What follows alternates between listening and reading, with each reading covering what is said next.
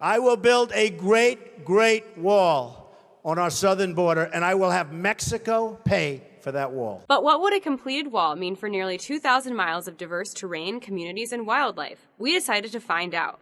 The U.S.-Mexico border cuts through mountain ranges, the Colorado River Delta, deserts, and miles of meandering Rio Grande waters. We're in the age where, politicians believe that we can defy Mother Nature. And we can. We're flying over what was once Smuggler's Gulch, a rugged canyon traffickers could pass through. The federal government filled it with 1.3 million cubic yards of dirt to create a new landmass complete with patrol roads, lighting, and 15-foot-high fencing. Prior to the 1990s, the border was permeable even in large cities.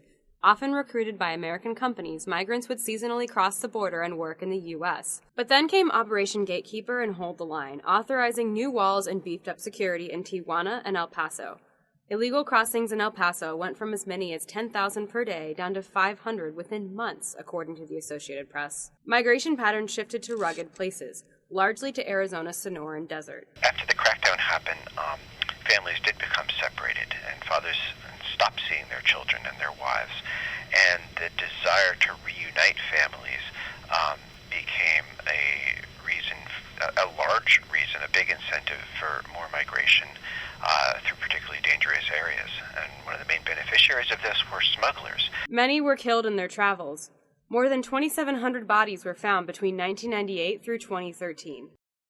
The terrorist attacks on 9/11 launched new fortification efforts by the federal government. In 2006, Congress passed the Secure Fence Act, calling for up to 700 miles of fencing, boosting sensors, and doubling the number of Border Patrol agents. Another act passed 2 years later left it to the discretion of the Department of Homeland Security as to where fencing should go, the type, and how much.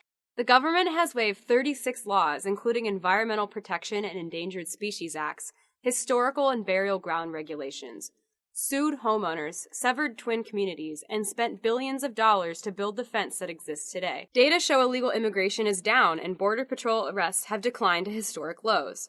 The unauthorized immigrant population has leveled for the past 5 years, following a sharp increase for 2 decades, according to the Pew Research Organization. Experts attribute the cause not only to border security, but to the economic recession and shrinking family size. But this has not stopped Mexican drug traffickers from being the primary suppliers of heroin, cocaine, methamphetamine, and marijuana to the U.S. Heroin availability, in fact, is up across the country, according to the 2015 National Drug Threat Assessment Report. And National Border Patrol Council spokesperson Sean Moran said it's not true at all that illegal immigration is down. The number of people that elude the patrol, a number the agency doesn't release, has remained the same and increased in some areas. Customs and Border Protection says border apprehensions in the Yuma sector, once considered the busiest illegal crossing area, dropped by about 95% from 2005 to 2015, while the entire southwest border saw a 71% decline. Yuma County got vehicle barriers along the Colorado River Delta, chain link fencing, and solid metal fencing through its desert lands. Sheriff Leon Wilmot said it's not just the physical barriers that have secured his border. He credits strong law enforcement partnerships and Operation Streamline, a controversial program that guaranteed criminal prosecution for most illegal immigrants. Drug peddlers have gotten creative, shooting contraband over the wall in t-shirt cannons or using ultralight aircraft, catapults, or building tunnels. He said the infrastructure itself has made a huge difference for migrant safety. I don't have to respond anymore to a group that have been abandoned out in the desert by these smugglers where they've left them to die. So what is the price of a human life? If that fence is what it was that deterred them from being left a victim out in the middle of the desert to die, I think it's worth every penny. The 650-some miles of fencing along the border cost about $2.3 billion to build and $50 million a year to maintain. Environmentalists and human rights activists say it costs a lot more. We're now crossing over Organ Pipe National Monument. Before the fence was built here, Organ Pipe officials told the federal government that they feared the wall would block floodwater, trap debris, and damage the habitat, according to the Arizona Daily Star. Dan Millis of the Sierra Club said the fences don't always impede humans. He's seen ropes and ladders left behind by folks climbing the fences, the holes cut out of sections, but they do impede animals. Jaguars, for example, need ample room to roam to keep the gene pool diverse.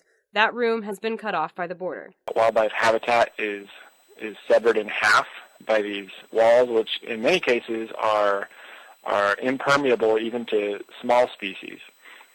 Snakes, lizards, javelina, deer, mountain lion, roadrunners, all sorts of animals are impeded by border walls because of the way that they were built, without any regard for the environment and without any regard for the rule of law. Also severed in half are sister cities and communities. Nogales, Arizona, and Nogales, Sonora grew up together, thriving off of each other for trade and culture, he said. Now this wall stands between them. People trying to illegally cross the border, however, don't have to go far to find a path away from the wall. Outside of Sasabe, the fence runs into a hill and stops. Around this area, we are in territories that some argue serve as natural fencing. In New Mexico, no major cities lie near most of the state's border, and vast expanses of Chihuahuan desert flank either side. To enter the country here means a major feat, with or without a fence. But Hidalgo County Sheriff Warren Welter says that's no deterrent. His county runs along the border for 84 miles and only about 40% is barricaded with new iron fence, installed in the late 2000s. The rest is old barbed wire fencing. It's a big issue. I mean, I would say between us and, all agencies in the Border Patrol, I would not afraid to say that we only apprehend maybe 20%, and that's probably stretching it. So we're so remote that they kind of flood us from all angles. And we're getting a lot of, they're not just Mexican people, it's Guatemalans and other countries that have funneled in here through Mexico to come into the U.S. He said about half of the migrants are folks coming for work, the other half come carrying contraband. He says installing fencing in remote areas isn't feasible. I don't think they could even put a fence in there. I think the answer is boots on the ground, more manpower for the area. We're now crossing over the Big Bend, an example of just how rugged the borderlands can be. It's a chaotic landscape of boulders and canyons, and it was said to me very often that the Big Bend area is the place where the Lord dumped all the leftovers after he or she had made the world. This sector has had the fewest number of Border Patrol agents compared to other Southwest sectors, and the fewest number of apprehensions, according to 2015 Border Patrol statistics. The rest of the Texas border presents a variety of issues when it comes to building physical barriers. The Rio Grande twists and turns for hundreds of miles before spitting out into the Gulf of Mexico. Areas where the river meanders so that it creates slices of U.S. territory nearly surrounded by Mexico offer up ample opportunity for drug smuggling. The feds launched a task force in 2014 to clean up the corruption in South Texas, which included 5 busted sheriffs in the last 2 decades. Others entering the country there are looking for refuge from problems back home.